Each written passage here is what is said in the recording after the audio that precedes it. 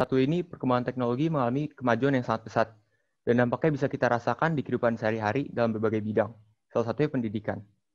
Sebuah survei oleh Cambridge International mengungkapkan sebanyak 48% lembaga pendidikan seperti sekolah dan universitas di dunia sudah menggunakan atau memperbolehkan penggunaan komputer di kelas pembelajaran.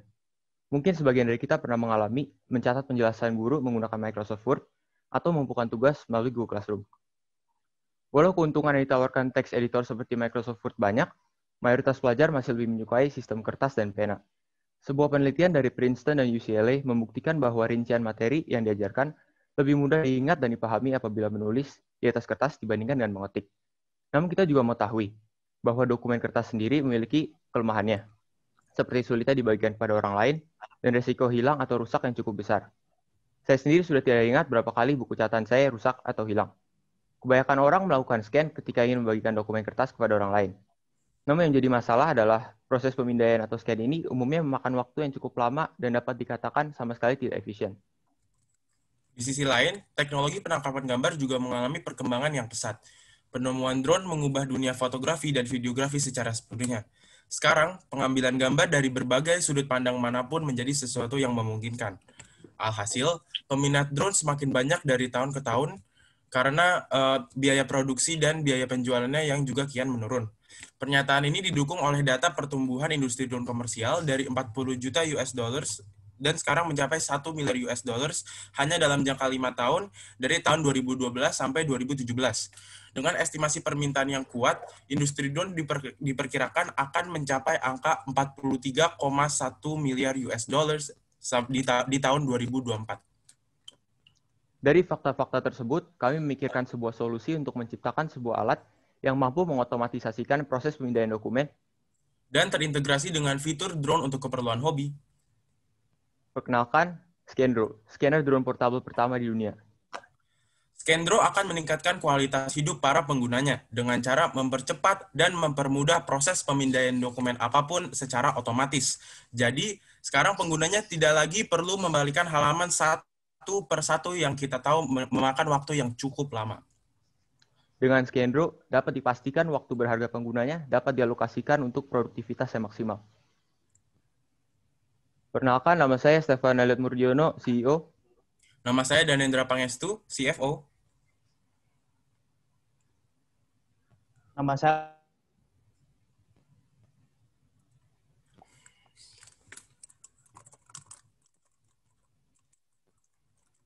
Hari ini ada 6 poin utama yang akan kami bahas. Yang pertama adalah gambaran perusahaan. Yang kedua adalah produk yang kami tawarkan. Yang ketiga adalah analisis pasar dan kompetisi. Yang keempat adalah strategi pemasaran dan penjualan yang kami gunakan. Yang kelima adalah pengelolaan dan organisasi. Dan terakhir keenam adalah rencana keuangan.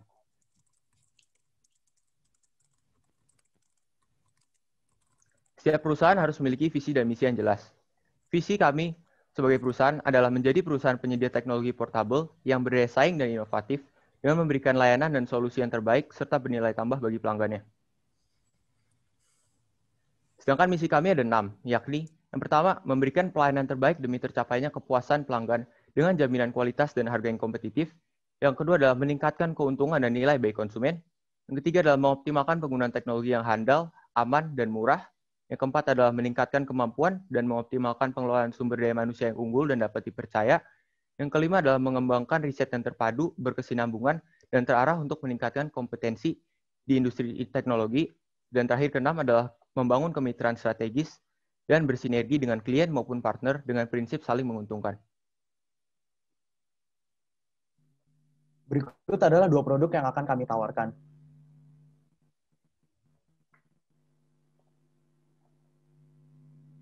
Produk pertama yang akan kami tawarkan adalah Scandro. Scandro itu apa sih? Scandro itu adalah scanner compact dengan motor sebagai sistem otomatisasi. Jadi konsep dari Scandro ini adalah kalian dapat melakukan scanning dan kertas itu akan diputar secara langsung oleh motor yang ada pada Scandro ini. Jadi fitur utama dari Scandro compact dan yang kedua adalah dari misalkan pulang kerja atau kantor dan kalian harus masih scan dokumen satu persatu. Namun jika kalian menggunakan Scandro ini, permasalahan itu tidak akan terjadi. Kalian cukup menaruh dokumen yang akan kalian pindai di atas Scandro ini dan Scandro akan melakukan tugasnya. Yang kedua adalah produk kedua yang akan kami tawarkan adalah Scanro Pro. Scanro Pro ini apa sih? Scanro Pro ini adalah scanner dengan integrasi drone pertama di dunia. Bagi kalian yang mempunyai hobi videografi dan fotografi. Jadi kalian sudah tidak perlu lagi untuk membeli dua barang yang berbeda, scanner dan drone. Sekarang kalian sudah memiliki dua fungsi itu dalam satu benda yang sama, yaitu Scanro Pro. Gambar yang ada pada slide tersebut adalah gambaran kasar dari Scanro dan Scanro Pro. Next. Ini adalah rincian dari harga perakitan satu buah Scanro. Scanro memiliki harga perakitan sebesar Rp1.200.000.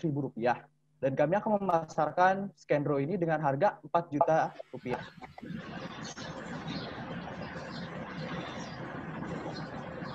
Ini adalah rincian harga perakitan satu buah Scanro Pro dengan total harga sebesar Rp2.900.000.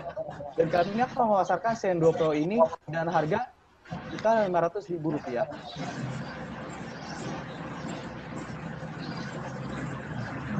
Selanjutnya adalah analisis pasar dan kompetisi. Berdasarkan sumber marketwatch.com, industri pemindai dokumen atau biasa dikenal dengan document scanner memiliki potensi yang besar dilihat dari tingkat permintaan yang tinggi. Data kalkulasi memprediksi pertumbuhan industri pada CAGR atau laju pertumbuhan majemuk tahunan sebesar 4% untuk periode 2020 hingga 2024.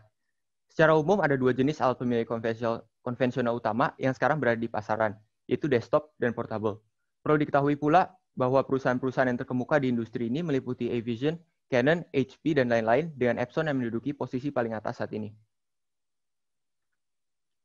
Kami mengklasifikasikan kompetisi kami menjadi 3.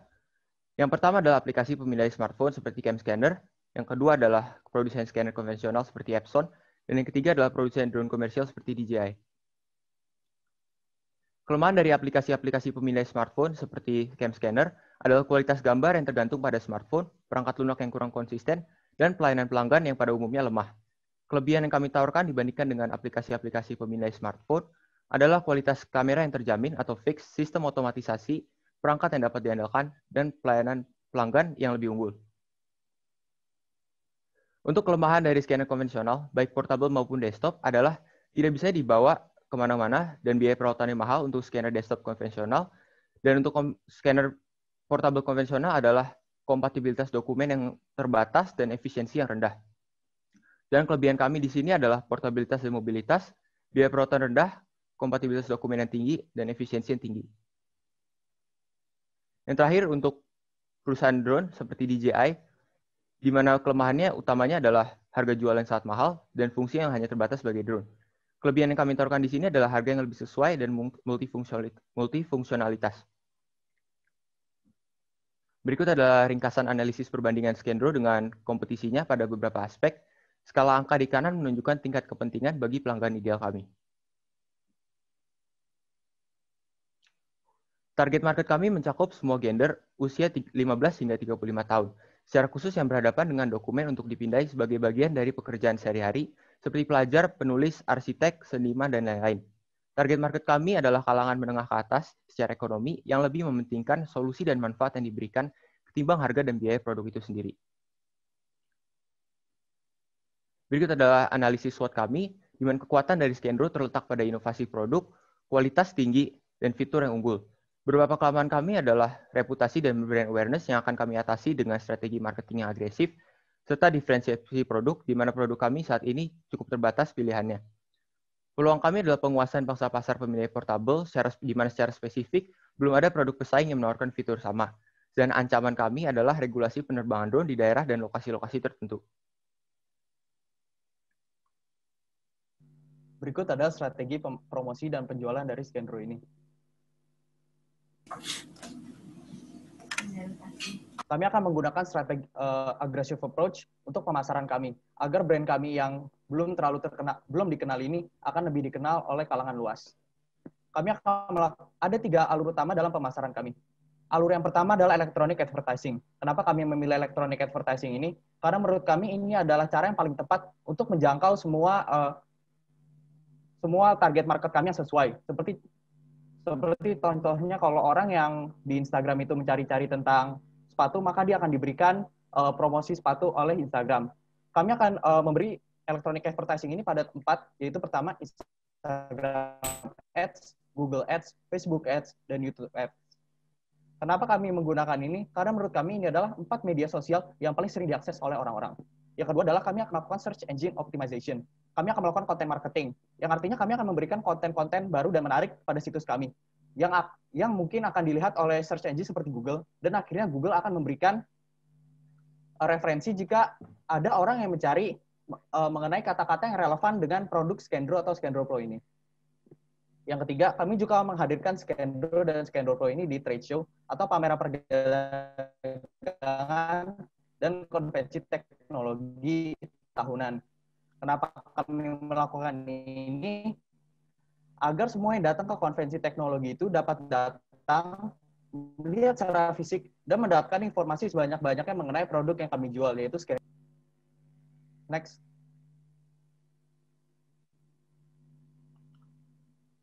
Distribusi penjualan kami akan dilakukan dengan 3 cara. Yang pertama adalah dengan penjualan retail elektronik. Yang kedua, kami juga akan melakukan direct sales melalui situs resmi kami. Di situs resmi kami akan memberikan spesifikasi dari Skandro dan Skandro Pro, agar para calon konsumen yang datang ke situs kami dapat melihat sendiri seberapa baik Skandro dan Skandro Pro ini, dan akhirnya mereka dapat membeli produk kami. Yang ketiga, kami juga akan menjual produk kami di pasar e-commerce, karena menurut kami pasar e-commerce merupakan salah satu pasar penjualan terbesar sekarang ini. Karena kita tahu dengan seiring dengan perkembangan zaman, maka ada peralihan teknologi. Jadi e-commerce ini sangat merupakan pasar terbesar. Dan kami akan menjual produk kami di e-commerce, baik internasional maupun lokal. Kami akan menjual di Amazon, Alibaba, Tokopedia, Bukalapak, dan lain-lain. Ini adalah strategi kami untuk menarik pelanggan. Yang pertama adalah kami akan memberikan potongan harga sebesar Rp250.000 untuk 50 pembeli pertama.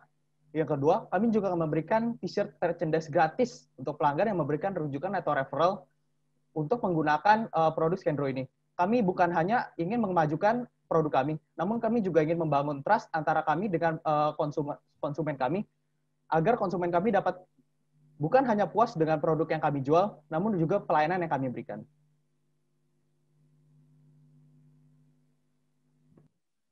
Berikutnya saya akan menerangkan tentang struktur perusahaan kami. Jadi ini adalah struktur perusahaan kami ya. Jadi seperti perusahaan pada umumnya, perusahaan kami ini dipimpin oleh seorang CEO atau Chief Executive Officer.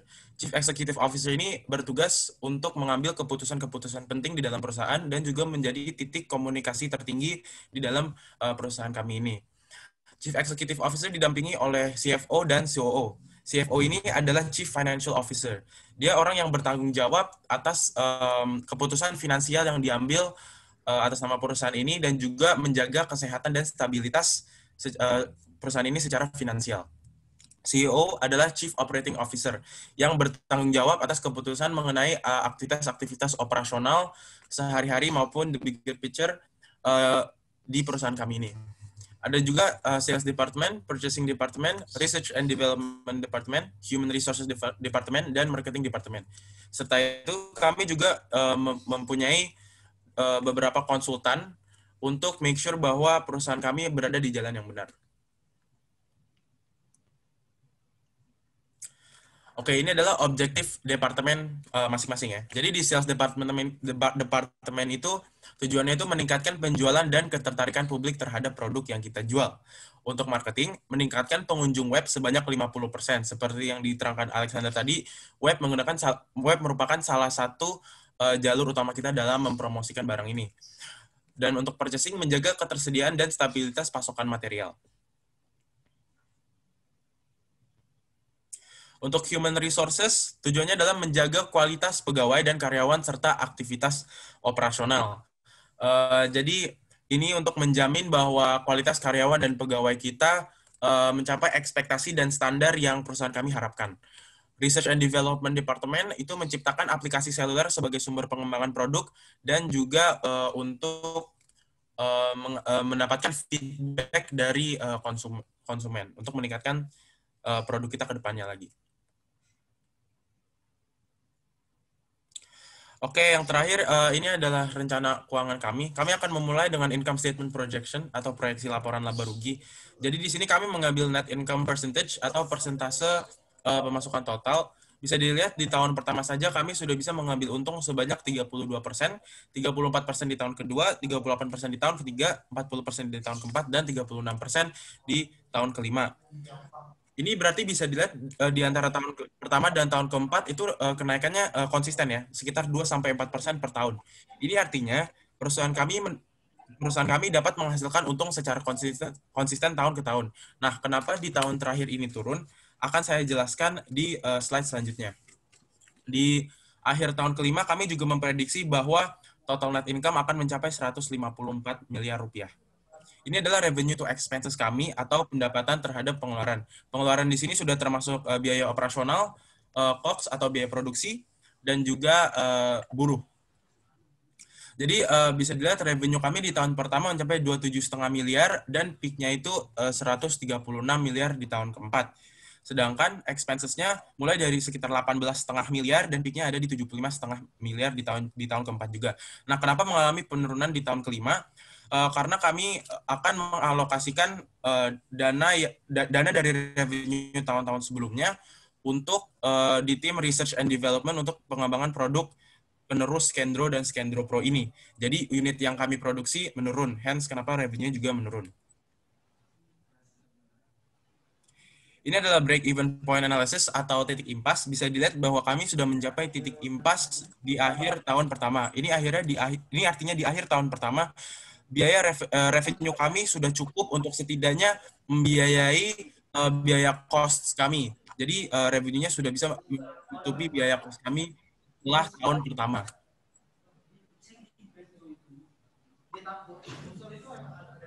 Dan ini adalah balance sheet atau neraca di tahun pertama senilai 35,5 miliar dan di tahun kedua sekitar 49,9 miliar.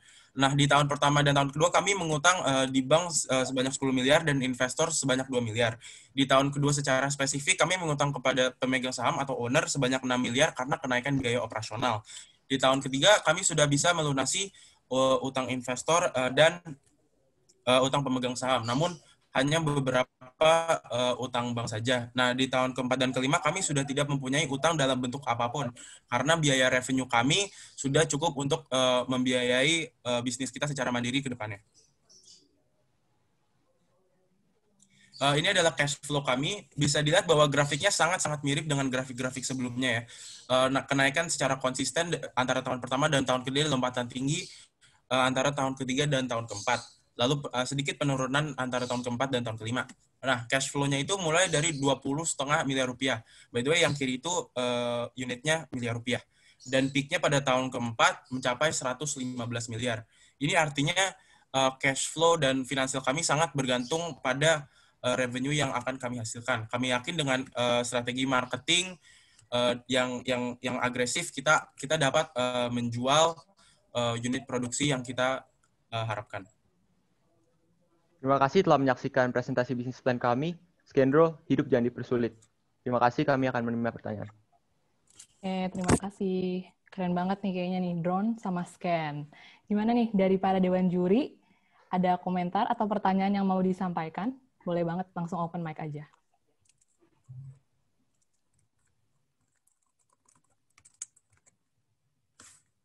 Mungkin dari Mas Kelly boleh langsung yang pertama. Biasanya Pak Sony duluan ini. Oh, oke. Pak Sony dulu Tapi deh. nggak apa-apa. Ya, sekali saya dulu lah. Abis KSDN keren kayaknya ya. Baik, terima kasih. Mungkin saya nggak banyak pertanyaannya ya buat teman-teman Skendro. Presentasinya sangat baik. Cuman mungkin masukan aja begitu ya. Tadi kalau pas presentasi di slide kedua itu terlalu panjang narasinya dengan slide yang nggak bergerak gitu. Saya berpikir malah tadi udah selesai gitu. Atau jangan-jangan malah ada masalah teknis karena slide-nya nggak bergerak. Itu. Jadi kalian terlalu panjang narasinya, terus slide-nya nggak bergerak. Nah, padahal sebenarnya di belakang itu jauh lebih panjang. Jadi titik kulminasi presentasinya tuh jadi terganggu sedikit lah alurnya. Nah, pertanyaan saya sih sederhana sebenarnya. Ketika sekarang sudah banyak cellphone ya, smartphone lah khususnya yang punya resolusi tinggi dengan banyak sekali ada yang harga 2 juta aja kamera sudah 4 begitu. Ada 4 buah kamera dengan pixel yang lumayan besar. Sekarang buat apa lagi saya perlu alat scanner gitu. Bahkan sekarang cukup banyak, kayak misalkan saya punya cam scanner. Walaupun kalau semakin ke sini dia bayar begitu ya. Karena kalau enggak kita ada watermarknya cam scanner. Tapi beberapa yang murah aplikasi banyak. Nah, pertanyaannya adalah bagaimana teman-teman menghadapi masalah tersebut. Satu, ya. Dan yang kedua, kenapa kalian tidak masukkan itu sebagai salah satu threats? Kenapa fokusnya hanya ke drone-nya saja begitu? Saya sih fokusnya ke scanner ya, karena sebenarnya fungsi utamanya di scanner itu. Drone-nya itu menurut saya hanyalah teaser begitu. Itu saja. Terima kasih.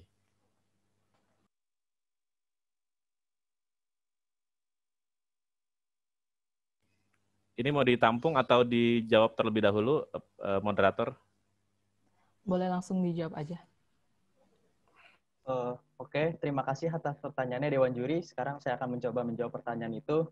Jadi target market kita itu kurang sesuai dengan misalkan dengan scanner HP seperti cam scanner. Jadi target market kami ini adalah target market orang-orang dengan finansial menengah ke atas dan membutuhkan scanner sebagai kebutuhan tersier. Dan fitur utama kami ini sebenarnya otomatisasi dari scanner ini. Jadi orang-orang tidak perlu ribet lagi bolak-balik kertas. Karena saya juga pernah mengalami belum lama ini saya harus scan catatan biologi saya sebanyak lebih dari 30 lebih halaman. Nah, itu sangat memakan waktu.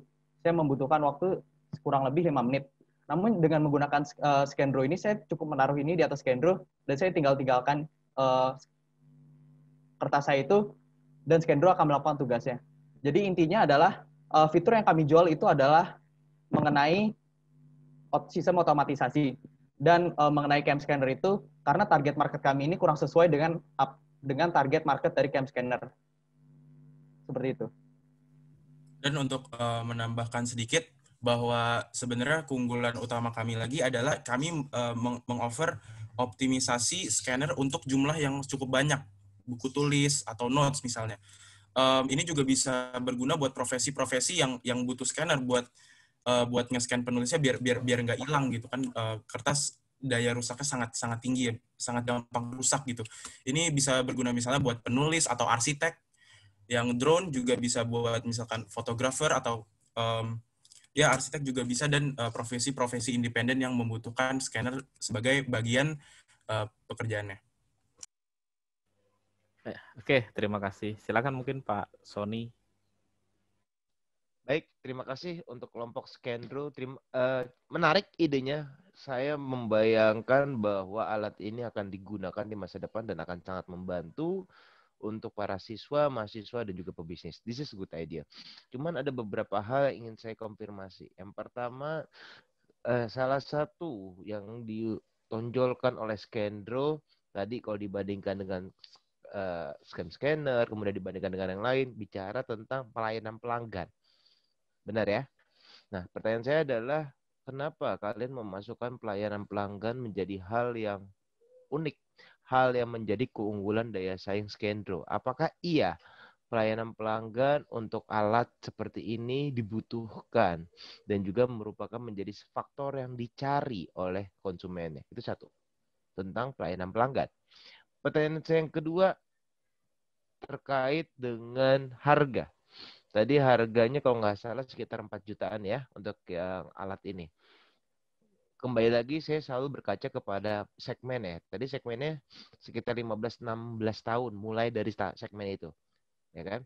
Apakah untuk segmen yang 15-16 tahun mereka mau membeli suatu produk dengan harga 4 juta?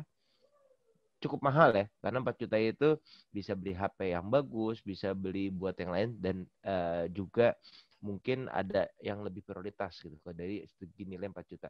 Nah, dengan menginvestasikan atau membeli 4 juta, yang barangnya tidak dipakai setiap hari, yang dipakai hanya saat tertentu, apakah harga tersebut sudah sesuai dengan ekspektasi dan harapan dari konsumen? Silakan. Baik, untuk pertanyaan pertama mengenai pelayanan pelanggan, kami sebagai bisnis baru, kami percaya bahwa kunci untuk membangun image yang konsisten adalah dengan memberikan pelayanan yang baik itu mengenai pertanyaan-pertanyaan pelanggan maupun mengenai servis-servis ataupun layanan-layanan perbaikan lainnya untuk mengembangkan bisnis kami. Untuk harga akan dijelaskan oleh teman saya, Alexander. Baik, saya akan melanjutkan mengenai harga. Jadi harga di sini kami ini kan target market kami ini untuk yang finansial menengah ke atas. Nah, selain itu untuk patokan harga, scanner portable lain seperti yang dimiliki oleh Epson atau HP yang memiliki kompatibilitas dokumen yang kurang itu harganya melebihi Rp4.500.000. Jadi menurut kami Scandro ini merupakan bargain deal yang sangat baik. Karena menurut kami Scandro ini juga memiliki sistem otomatisasi dan dia juga portable serta memiliki kompatibilitas dokumen yang sangat tinggi. Seperti itu. Oke, ada yang ingin menambahkan atau sudah? Oke.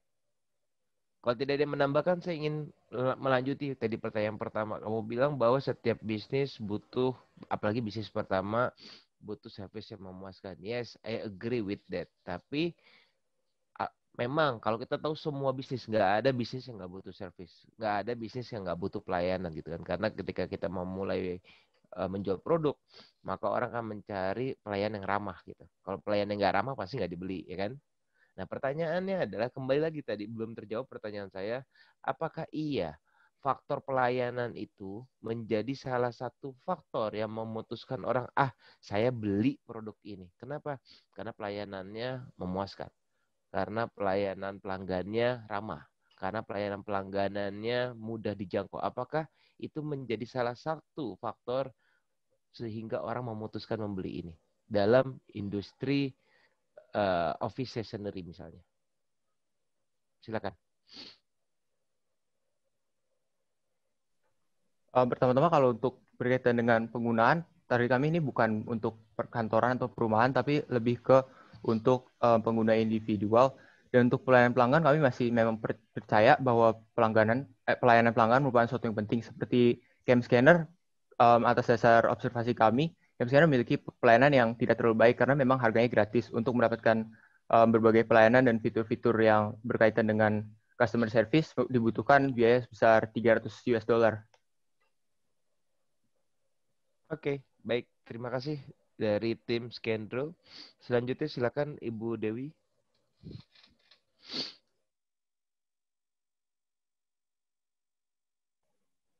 Terima kasih tim Scandro. Menarik sekali produknya. Mungkin tadi pertanyaannya sudah banyak ditanyakan Mas Keli dan Pak Sony. Saya cuma mau tanya dua hal. Yang pertama,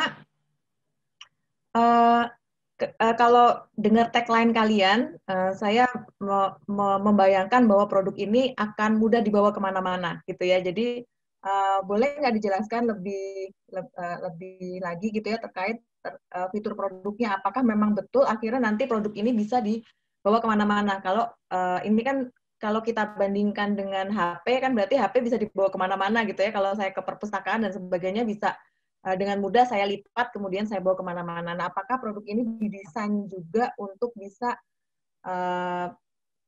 dimobilisasi dengan mudah? Kemudian yang kedua, kalau saya lihat dari laporan keuangan yang diproyeksikan, ini income statement-nya kan dimulainya tahun 2022 ya. Berarti kemungkinan kelompok Scandro ini berencana untuk memulai kegiatan operasionalnya di 2022. Nah, boleh nggak dijelaskan apa sih rencana kelompok di tahun 2020 dan 2021?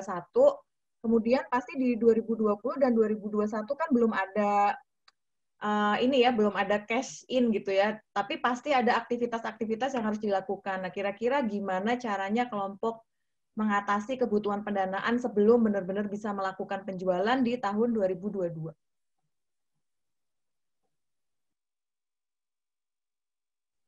Silakan. Terima kasih pertanyaannya Dewan Juri. Jadi untuk pertanyaan yang pertama, apakah mempertanyakan mobilitas ya? Jadi untuk Scandro dan Scandro Pro itu memang didesain untuk bisa dilipat dan convertible. Karena kami juga seperti yang tadi Stefan jelaskan mengutamakan portable. Ini portable scanner. Jadi bisa convertible, bisa dilipat. Jadi ya untuk menjawabnya bisa dilipat. Dan untuk pendanaannya untuk tahun 2021 itu kami lebih fokus ke tim riset dan pengembangan ya. Jadi riset tentang produknya, pengembangan produknya, survei masyarakat umum dan segalanya. Dan juga sedikit mengenai promosi dan marketing. Nah, untuk pendanaannya sendiri, saya jelaskan tadi di balance sheet-nya bahwa pendanaan kami akan pinjam di bank sekitar 10 miliar dan juga ada investor sekitar 2 miliar, dan itu baru kami bayarkan di tahun ketiga. Ya, terima kasih. Oke, kayaknya itu pertanyaan. Ya, Ibu. Boleh, Ibu? Iya, terima kasih. Oh ya, oke. Jadi itu pertanyaan terakhir kayaknya dari Dewan Juri kita, kritis semua ya. Dan tapi kontestannya ini pada bisa jawab semua nih, emang kayaknya udah pada master banget untuk bisnisnya ini. Kita langsung aja lanjut ke peserta kedua dari SMAK 6 Penabur. Bisa langsung di-share screen dan mempresentasikan. Waktunya 20 menit, dan untuk Dewan Juri nanti 10 menit untuk tanya jawabnya. Terima kasih.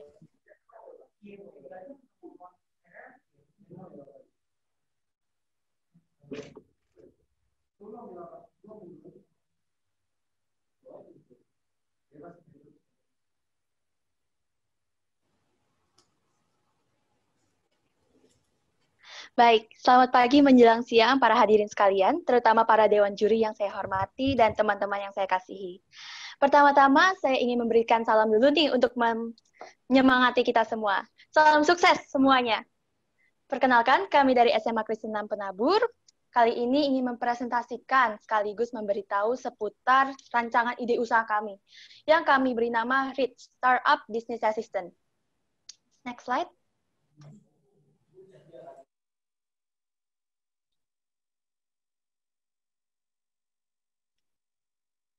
Baik.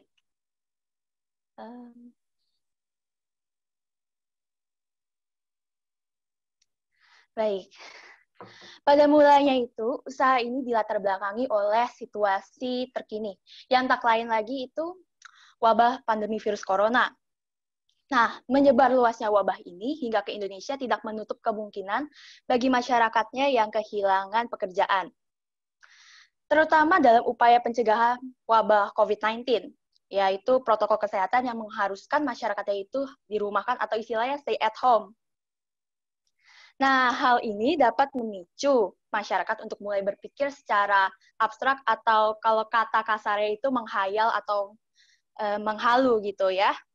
Dan pemikiran tersebutlah melahirkan sebuah ide yang bisa dijadikan bernilai jual tinggi. Nah, kita tidak bisa anggap remeh karena ide ini bisa berpeluang menjadikan sebuah usaha yang inovatif dan diharapkan untuk membawa perubahan dunia yang lebih baik. Usaha ini bisa memicu terbukanya lowongan pekerjaan bagi pekerja yang sempat ter-PHK waktu pandemi, atau maaf kata bagi mereka yang sempat mengalami penurunan tingkat pendapatan. Pertanyaannya sekarang nih, pernahkah kalian berpikir bahwa ide merupakan modal tunggal atau aset yang berharga yang kita miliki dan dapat menjadi sebongkah emas? Seperti yang kita bisa lihat pada skema berikut, lampu bohlam yang menggambarkan ide abstrak, jika terrealisasikan dapat menjadi sebongkah emas. Namun pastinya tak sedikit hambatan untuk mewujudkan ide tersebut. Bisa kita lihat pada skema yang gambar di tengah itu, ada gambar sekop. Nah, sekop ini berfungsi untuk menjembatani para kumpulan ide menjadi wujud emas tersebut. Maka dari situlah lahirlah RITS, Your Startup Business Assistant.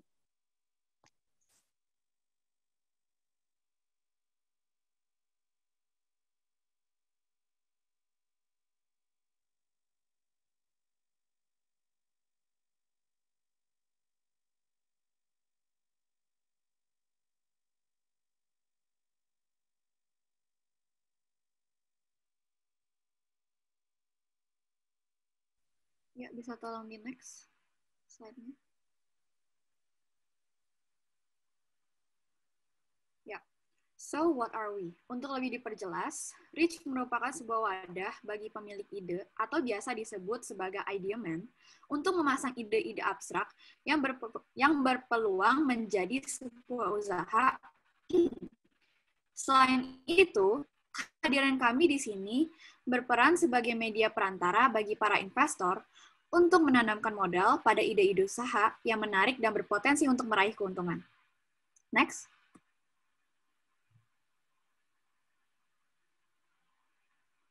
Brand values. Reach, sebagai aplikasi yang mempermudah masyarakat, tentunya memiliki beberapa keunggulan. First, pioneer. Maksudnya adalah Reach menjadi aplikasi penyalur ide pertama di Indonesia. Selanjutnya ada new idea. Reach selalu menawarkan ide-ide yang inovatif dan berpotensi bagi investor. Terakhir, safe guaranteed. Reach bukan hanya sekedar aplikasi penyalur ide. Reach dilengkapi dengan sistem keamanan tinggi dan dilindungi oleh undang-undang. Hal ini dilakukan untuk mencegah terjadinya transaksi palsu dan peretasan data-data pengguna. Next.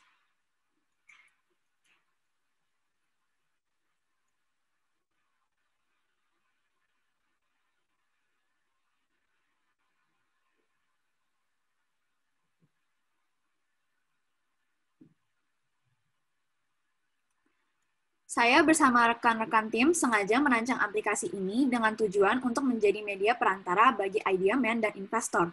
Kami sangat menyayangkan apabila ide menarik yang tidak dapat terrealisasikan. Oleh karena itu, dengan kehadiran Reach, aplikasi ini dapat membantu para pemilik ide untuk mengembangkan rancangan usahanya dengan bantuan dari investor. Next.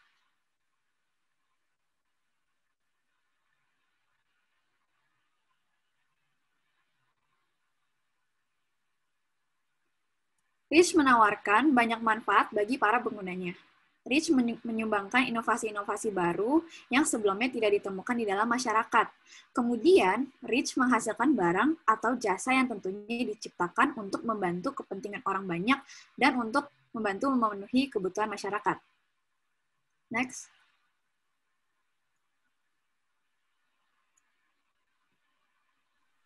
Oke, yang selanjutnya kita masuk ke dalam analisis SWOT.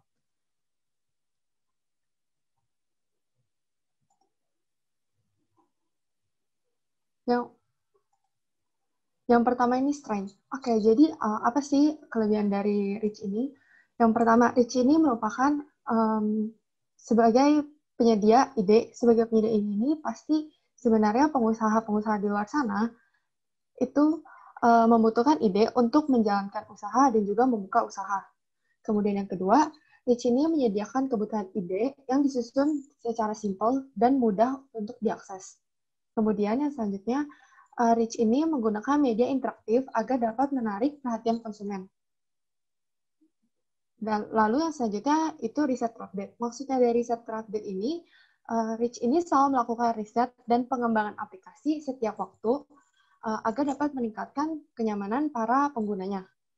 Yang selanjutnya ini, Reach ini menjadi wadah bagi masyarakat yang kreatif dan inovatif untuk memasangkan idenya ke dalam aplikasi ini. Kemudian yang terakhir, itu Reach ini mempunyai sistem keamanan yang tinggi dan perlindungan hukum yang sah. Jadinya, Reach ini menampilkan ide-ide yang orisinil dan terpercaya. Kemudian kita ke weakness. Yang pertama, dari weakness ini yaitu terdapat ide-ide yang kurang terorganisir. Dan yang kedua, tidak bisa melayani dua transaksi dalam waktu yang bersamaan. Yang selanjutnya, karena Reach ini mempunyai banyak fitur, jadinya Reach ini memakan ruang memori yang cukup besar di perangkat elektronik. Dan yang terakhir, Reach ini masih dalam tahap pengembangan. Maksudnya, untuk meningkatkan suatu akun dari pengguna biasa ke pengguna premium, Reach ini masih dalam tahap pengembangan. Yang selanjutnya, opportunities. Yang pertama ini, Reach ini memiliki kesempatan untuk berkembang cukup tinggi karena tidak ditemukannya pesaing. Dan yang kedua, Reach ini memberikan banyak lapangan pekerjaan bagi masyarakat. Dan yang ketiga ini, Reach ini pasti ada masyarakat yang membutuhkan ide. Oleh karena itu, Reach ini menjadi suatu wadah atau media penyalur ide-ide tersebut. Dan yang terakhir, banyak calon pengusaha yang memiliki kemampuan untuk spesialisasi di dalam Reach ini. Dan yang terakhir itu threats. Threats-nya itu yang pertama sulit menarik kepercayaan baru karena dianggap masih baru. Dan yang kedua ini mendorong lahirnya usaha-usaha serupa atau pesaing. Yang selanjutnya kita ke teknis. Oke, dari gambar pertama yang paling kiri, ini merupakan security code. Jadi ini agar aplikasi ini lebih terjamin keamanannya. Kemudian yang kedua ini adalah fitur home atau laman home. Di sini akan ditampilkan cuplikan-cuplikan ide kecil seperti pada gambar yang kedua. Dan kemudian pada gambar ketiga ini itu merupakan kategori pencarian. Jadi maksudnya kita bisa mencari ide-ide berdasarkan kategori pencarian. Dan pada gambar keempat ini merupakan tampilan ide jika kita mengklik ide dari yang laman home tersebut. Dan jika ada investor yang tertarik, dia bisa dapat membooking ide tersebut. Yang selanjutnya ini dari yang paling kiri ini merupakan laman pencaharian. Di sini kita tidak hanya dapat mencari ide, tapi kita juga bisa mencari akun, ataupun kita juga bisa mencari melalui tagar-tagar. Kemudian pada gambar kedua ini merupakan laman notifikasi. Laman notifikasi ini akan menampilkan notifikasi-notifikasi seperti misalnya jika ada yang membooking atau sudah melakukan transaksi. Kemudian pada gambar ketiga ini merupakan fitur chat. Jadi ketika investor sudah membooking ide tersebut, maka itu akan dialihkan langsung ke dalam fitur chat ini untuk berkompromi dengan para pemilik ide atau yang kita sebut ini idea man. Kemudian yang terakhir ini merupakan laman chat. Jadi di laman chat ini kita bisa melihat pesan-pesan yang masuk. Yang selanjutnya, dari yang paling kiri ini merupakan laman akun idea man yang pertama. Di sini akan menampilkan nama, fitur premium, dan setting-setting yang lainnya. Nah, pada kanan paling bawah terdapat segitiga kecil. Jika kita mengklik itu, maka akan beralih ke gambar yang ketiga yang merupakan laman akun idea man yang kedua. Di sini akan menampilkan ide-ide yang telah dibuat oleh idea man atau pemilik ide. Dan juga akan menampilkan transaksi yang telah dilakukan. Nah, di gambar kedua ini merupakan laman edit profile idea man. Ini jika kita mengklik dari yang gambar pertama yang di bawah nama itu terdapat edit profile. Di sini kita bisa mengedit nama, bio, dan lain sebagainya. Dan kemudian pada gambar terakhir ini merupakan ide yang telah ditulis oleh idea man. Jika kita mengklik dari laman akun idea man yang kedua, dan di situ kan terdapat ide, dan jika itu diklik maka itu akan beralih seperti yang pada gambar yang keempat ini. Yang selanjutnya ini merupakan laman akun investor 1. Di sini sama seperti idea man yang sebelumnya, akan terdapat nama, fitur premium, dan berbagai setting yang lainnya. Dan jika diklik edit profile, maka akan beralih kepada gambar yang kedua, di mana di situ kita bisa mengedit nama, bio, nomor telepon, dan lain sebagainya. Kemudian pada gambar yang pertama terdapat segitiga kecil di paling kanan bawah. Di situ jika kita mengklik itu, maka akan beralih ke halaman akun investor yang kedua. Di sini akan terlihat apa saja yang sudah di-booking dan juga transaksi yang telah dilakukan. Dan terakhir ini merupakan laman bantuan. Laman bantuan ini dapat kita gunakan untuk mencari bantuan dan juga memberi feedback dan memberi rating.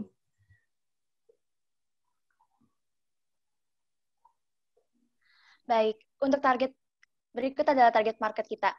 Untuk target market sendiri, kami lebih menargetkan kepada masyarakat yang termasuk dalam usia produktif, akan tetapi kami memiliki spesifikasi umur lebih, yaitu kepada masyarakat yang berumur 24 tahun hingga 64 tahun.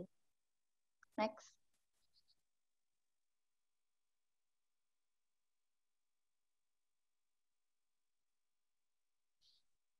Next slide. Boleh. Berikut adalah tabel garis perbandingan masyarakat 0:100 masyarakat. Untuk usia 24 tahun, kami menargetkan 100%. Mengapa bisa dikatakan demikian? Karena pada usia 24 tahun, masyarakat cenderung baru menyelesaikan pendidikan tinggi mereka. Sehingga tidak menutup kemungkinan bahwa masih tercetuslah ide-ide yang fresh from the oven lah ya. Terus juga mereka mencari peluang pekerjaan, serta adanya keinginan atau motivasi untuk menjadi entrepreneur atau membuka lapangan usaha sendiri. Selanjutnya untuk usia 35 tahun, kami menargetkan 80 masyarakat dari 100 masyarakat. Karena umumnya rentan usia 35 tahun sudah mempunyai usaha sendiri atau mendirikan usahanya sendiri, sehingga sedikit lebih susah untuk menjual idenya kepada orang lain. Ibaratnya untuk apa? Buat orang di luar kalau bisa buat ngembangin usahanya sendiri.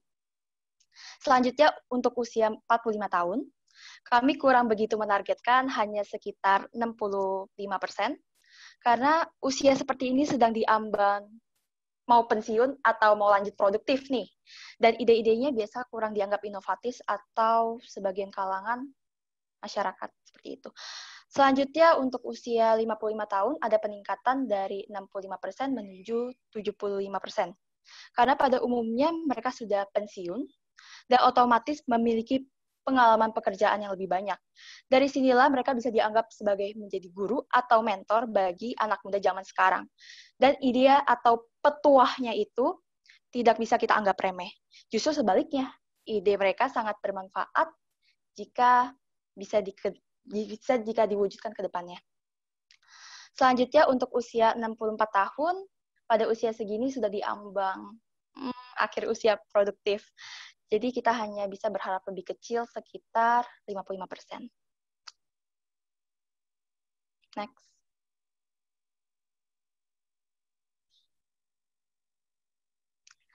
Selanjutnya beralih ke rencana keuangan dari REITs. Untuk total pengeluaran awal selama 1 tahun habis sebesar Rp347.525.000. Pengeluaran ini meliputi biaya peralatan yang dikeluarkan sebesar Rp60 juta, biaya pembuatan software sebesar Rp21.925.000, manajemen sistem menghabiskan sekitar Rp10 juta, gaji 4 karyawan selama 1 tahun menghabiskan Rp201.600.000, alokasi periklanan menghabiskan biaya sebesar Rp6 juta, serta biaya listrik dan internet menghabiskan sebesar Rp48 juta.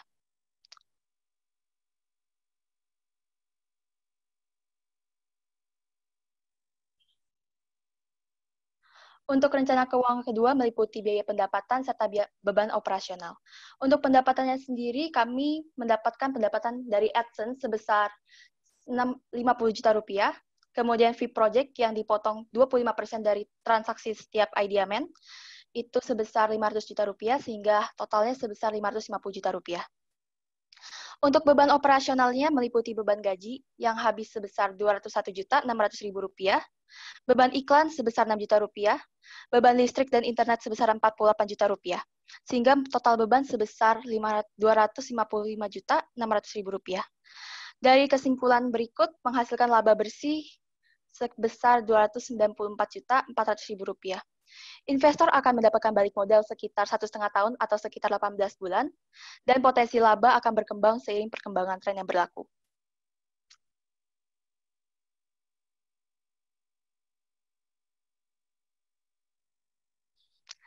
Sebuah usaha yang sukses pasti tidak akan luput dari tim yang hebat. Berikut siapa aja sih orang di balik Reach Your Startup Business Assistant? Pertama-tama perkenalkan diri saya sendiri, Bianca Kalista, kemudian tim saya Tracy Bella Kalista, dan terakhir Adeline Putri Kurniawan. Semua ini bermula dari sebuah ide. Dan jika kamu bisa memimpikannya, maka kamu bisa mewujudkannya tentu saja dengan Reach Your Startup Business Assistant. Sekian dari presentasi kami, maaf jika ada salah kata atau perkataan yang menyinggung hati kalian. Kami undur diri, terima kasih. Oke, terima kasih. Keren banget nih. Ini bukan ngejual barang-barang doang, tapi kita sekarang ngejualnya ide. Oke, bolehlah, bolehlah. Terus gimana nih menurut para dewan juri? Apakah ada pertanyaan yang ingin ditanyakan?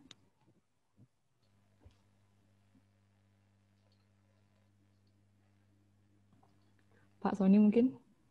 Oke, thank you untuk kesempatannya. Yang pertama, terima kasih atas presentasi yang cukup baik dari teman-teman Reach ya. Nah, kalau saya ingin berikan feedback terlebih dahulu sebelum ke pertanyaan terkait dengan presentasinya, kalian tadi mempresentasikan tentang prototype. Oke, kalian tadi menggambarkan UX UI-nya prototipnya seperti apa, kira-kira lalu prosesnya seperti apa. Nah, saran saya ketika nanti ke depannya presentasi aplikasi, punya ide aplikasi dan ingin mempresentasikan depan umum, lebih baik prototipenya itu diberikan dalam video.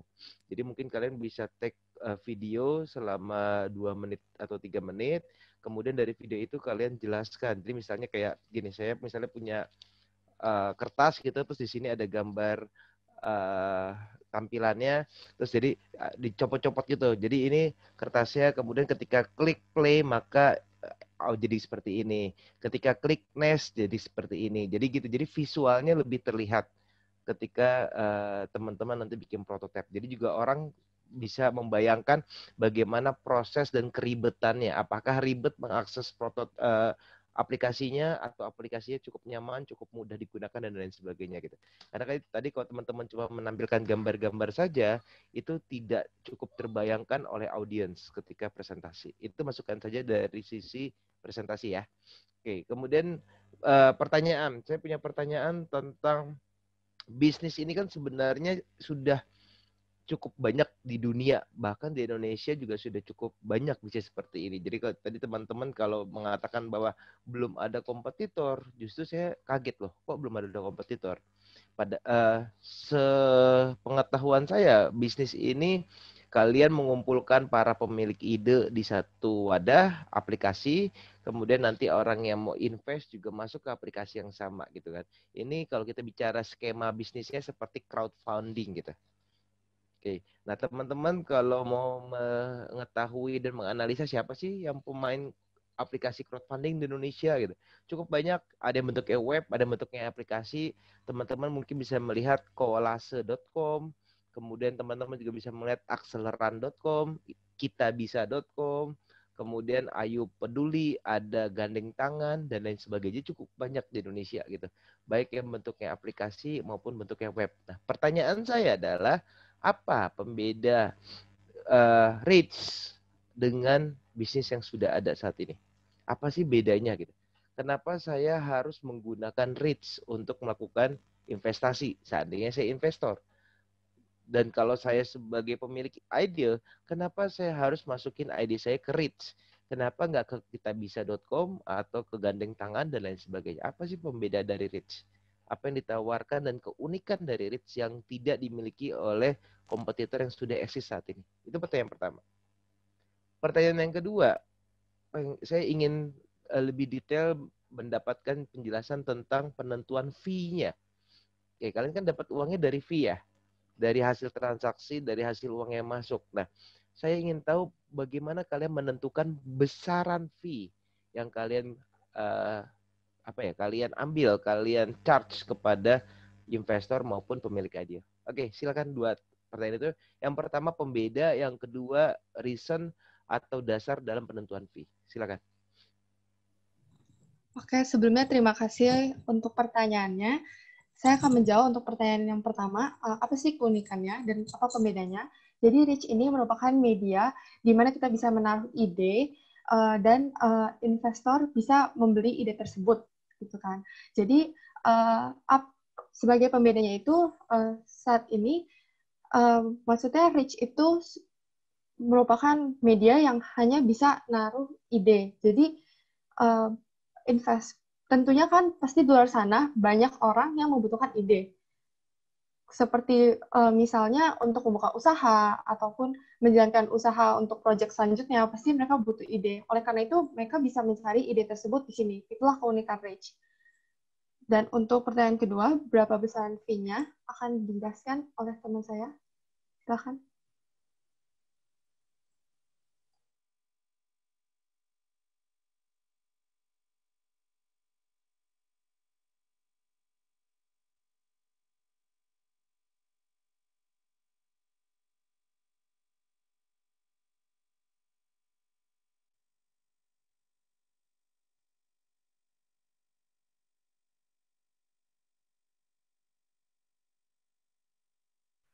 Oke, jadi jawab pertanyaan kedua, kan tadi ditanya soal fee project ya kan. Jadi setiap pemilik ide yang istilahnya usahanya itu idenya itu sudah dibeli oleh investor, kan mereka sudah melakukan transaksi tuh. Jadi nanti tuh kami akan membantu untuk mengurus transaksi tersebut beserta dengan hak kepemilikan idenya. Jadi dari situ kami mendapat fee-nya gitu. Jadi mendapat potongan gitu karena sudah dibantu.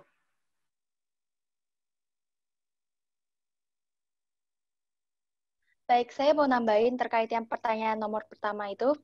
Jadi kalau misalnya aplikasi sebelumnya yang kayak Bapak sebutin seperti kitabisa.com itu kan hanya sekitar buat donasi aja kan. Nah, kita ini awalnya bisnis ini juga berawal dari kesusahan kita.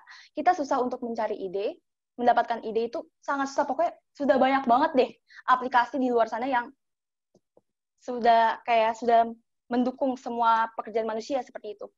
Jadi kita berencana untuk bagaimana kalau kita yang menjadi jembatan untuk IdeaMan itu. Saya juga melihat contoh seperti proposal itu kan hanya dibutuhkan untuk sebatas urusan perlombaan. Nah, padahal proposal itu kan juga udah bagus kan. Kenapa nggak direalisasikan gitu loh? Kalau bisa direalisasikan kan bisa menjadi uang seperti itu. Jadi kita ingin membuat ide tersebut berguna sih.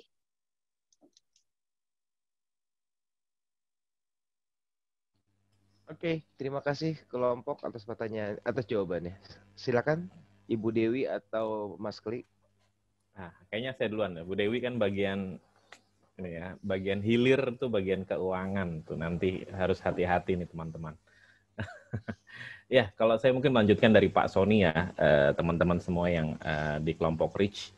Saya sih sebelum ke saran gitu ya, saya mau pertanyaan dulu sebenarnya. Isu yang paling dekat dengan ide adalah hak cipta, begitu ya. Hak cipta, hak kekayaan intelektual, copyright, dan itu saya sih lihat dari presentasinya tadi saya belum mendengar bahwa gampang ya kalau ide gitu. Tadi kan saya lihat ada beberapa contoh testimoni ceritanya begitu ya. Kalau baca doang sih kayaknya bisa nih saya terapin begitu ya. Terus kemudian saya ubah sedikit biar nggak kena gugatan juga bisa begitu. Jadi ketika teman-teman naruh idenya, wah saya mau ide itu, harganya mahal 5 juta. Tapi kayaknya sih tinggal saya ubah dikit, udah beda nih. Nah, apa fitur keamanan yang memang sudah disiapkan kelompok? Karena kan kelompok akan naruh tadi, idenya ini loh, siapa yang mau. Tapi kalau mau lebih lanjut tentang teknisnya, silakan menghubungi atau bayar dulu. Padahal mungkin dari idenya aja itu udah bisa dicuri dari namanya. Oh iya ya, saya kepikiran ya, saya pakai deh di perusahaan saya. Itu tuh, satu tantangannya itu. Silahkan nanti dijawab. Saya sih satu itu aja. Cuman yang saran saya, teman-teman, tadi juga sudah disampaikan Pak Sony, coba dilihat beberapa aplikasi lain. Karena sebenarnya menurut saya sayang kalau berhenti nanti cuman di ide. Teman-teman mungkin nanti bisa cari ya namanya juga selain yang tadi disampaikan Pak Sony, gimana kalau ini lebih ke skill gitu. Jadi bukan idenya, bukan cuman sampai ide, tapi sampai skill yang dijual. Karena kalau skill itu melekatkan ke orang. Ya, teman-teman mungkin banyak melihat ada beberapa di internet itu berbagi musik gratis, berbagi gambar gratis. Jadi kalau di Google Image itu nggak gratis ya, teman-teman harus mengutip. Tapi ada yang gratis, namanya pixabay.com. Yang premium ada, yang gratis ada. Kita mau ngasih kredit atau enggak terserah kita, tapi itu bebas. Cuman kan itu melekat gitu namanya. Orang yang kita ambil, kita jadi tahu desainnya bagus. Akhirnya mungkin ke depannya kita nyari dia untuk bikinin desain kita. Jadi kalau menurut saya, mau lebih bagus lagi, Rich harusnya jangan berhenti di ide gitu. Ditambahin satu skill lagi. Itu sih sarannya. Silakan jawab yang pertanyaan pertama aja tadi. Silakan. Ya, baik. Terima kasih atas sarannya, Pak. Dan terima kasih atas pertanyaannya. Jadi, saya akan menjawab pertanyaan Bapak. Jadi, kan ketika orang istilahnya tertarik dengan ide yang dimiliki oleh IdeaMan itu, jadi kan di lamannya itu kan ditampilkan idenya kan. Terus habis itu dikasih cuplikan sedikit kan. Nah, menurut saya emang sih itu memang bisa istilahnya ditiru sama orang lain. Tapi kan untuk teknis, kayak misalkan, kayak gambaran usahanya secara besar tuh kan orang nggak bisa langsung meniru gitu, Pak. Jadi kayak ada perbedaannya juga gitu. Mungkin misalkan kayak, misalkan contohnya Ada yang masang misalkan jualan ayam geprek tapi pakai misalkan toppingnya misalkan pakai es krim atau gimana. Nah mungkin kayak orang kayak bisa kayak wah ini misalkan bagus nih gitu. Jadi mereka langsung misalkan bikin. Nah tapi ternyata Pak dari setelah mereka mungkin membayar untuk melihat secara keseluruhan idenya itu apa, jadi mereka tuh lebih tahu gitu. Oh ternyata tuh ada yang membedakan gitu, gak cuman sekedar ayam geprek misalkan pakai es krim, tapi misalkan ada sesuatu tambahan lain gitu. Gitu sih Pak. Oke, paling satu aja tambahan ya. Mungkin teman-teman nanti segmen konsumennya itu bukan orang kali ya. Lebih ke perusahaan. Jadi nggak usah pakai umur gitu. Jadi langsung aja segmen perusahaan. Segmen konsumen saya itu adalah bisnis, bukan perusahaan. Karena kalau jualan ide ke orang lain mungkin akan lebih susah. Tapi kalau jualan ide ke perusahaan mungkin bisa dipertimbangkan. Mungkin itu aja. Terima kasih. Silakan Ibu Dewi Maaf Saraswati. Pak, sebelumnya itu yang tabel umur itu bukan target kita, maksudnya target IdeaMan itu, bukan target perusahaan. Begitu. Itu bukan target buat investornya, tetapi target untuk IdeaMan yang menyalurkan ide. Seperti itu. Jadi misalnya umur 24 tahun nih, kan masih fresh from the college kan, jadi masih punya ide yang banyak, jadi kita memberi aplikasi ini untuk mereka seperti itu. Oke, berarti nanti tolong dijelasin aja gitu ya, karena berarti kan ada isu untuk miskomunikasi ya terhadap target ya. Oke, itu aja. Terima kasih.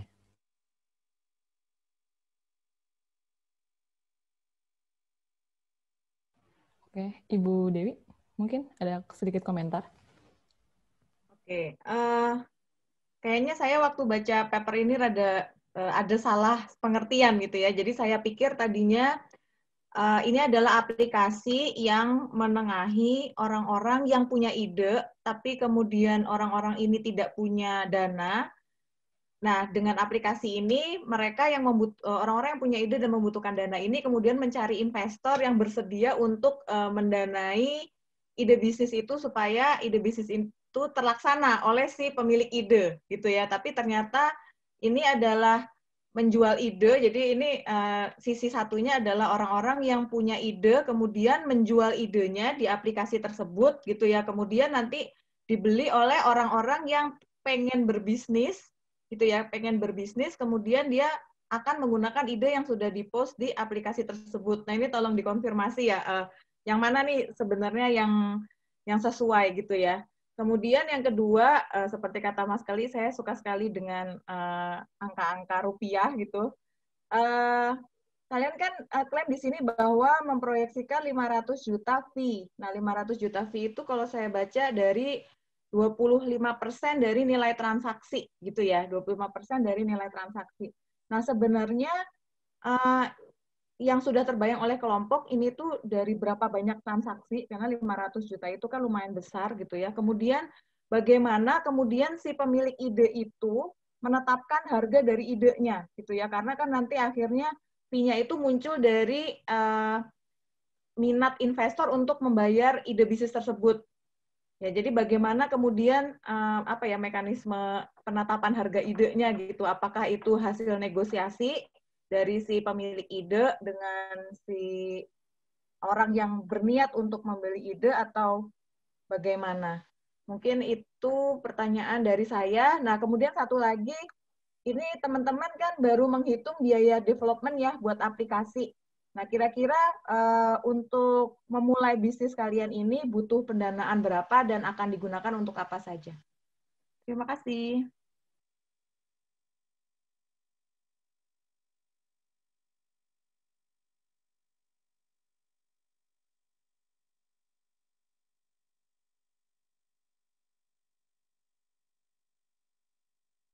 Baik, terima kasih untuk pertanyaannya. Untuk pertanyaan yang pertama, tadi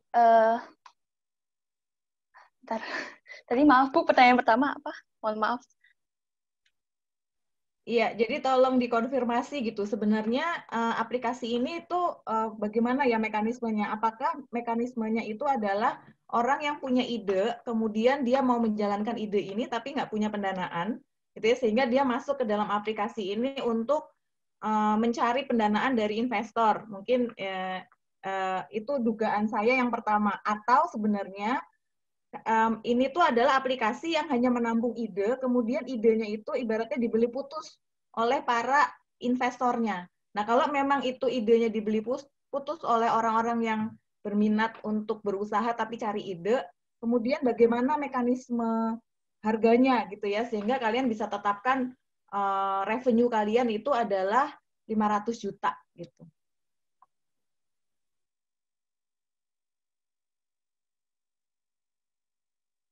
Oke, jadi menanggapi tadi pertanyaan Ibu, jadi kan awalnya Ibu bingung kan, ini tuh sebenarnya untuk siapa sih, untuk apa sih aplikasinya? Jadi kami tuh sebenarnya gini, kan karena sebenarnya ide itu kan apa ya, bagus gitu kan, mau berkualitas kan. Apalagi kalau misalkan ide tersebut sudah dicurahkan dalam bentuk proposal gitu. Jadi kan istilahnya sayang dong kalau nggak bisa diapa-apain. Jadi menurut saya dan tim saya tuh, jadi kayak ide yang bagus itu bisa mereka pasang di aplikasi kami. Nah, nanti ide-ide tersebut tuh nanti bisa direalisasikan sama orang-orang yang mau mulai bisnis, Bu. Jadi gitu.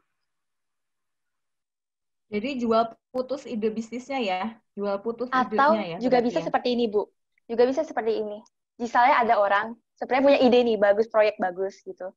Tapi dia kurang menemukan orang yang tepat, dia susah mencari orang yang tepat untuk membantu dia mengembangkan bisnis itu. Jadi bisa menguntungkan kedua belah pihak gitu, kerjasama bareng ibaratnya. Oke, jadi kan ini berarti dua hal yang berbeda ya. Jadi nanti mungkin mesti dipikirkan lagi. Berarti mekanisme fee-nya mungkin akan berbeda antara yang jual ide, kemudian eksekutornya adalah investor, sama kalau idenya, yang punya ide itu kemudian dia mengajukan proposal, kemudian eksekutornya adalah si pemilik ide. Nanti kan mekanismenya kerjasamanya kan akan berbeda ya, gitu. Sehingga mungkin nanti pricing-nya juga, setting price-nya juga akan berbeda antara yang investasi atau yang hanya sekedar jual ide saja. Itu mungkin itu. Mungkin nanti minta dijawab juga ya, ini kira-kira 500, gimana nih mekanisme ini ya, mekanisme harganya tadi kalau misalnya yang jual ide tadi sehingga diklaim 500 juta gitu ya. Itu kira-kira dari berapa banyak ide sih, kemudian kira-kira per ide itu berapa sih ininya gitu ya, rata-rata nilai investasinya atau rata-rata nilai harga ide bisnisnya. Silakan.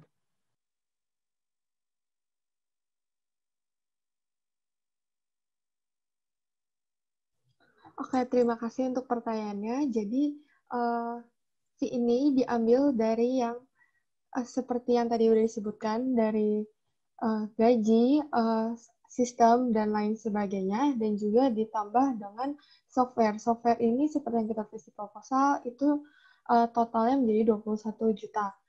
Kemudian, untuk bagaimana cara menentukan harga ide tersebut, itu harga ide tersebut ditentukan oleh pemilik ideaman itu sendiri.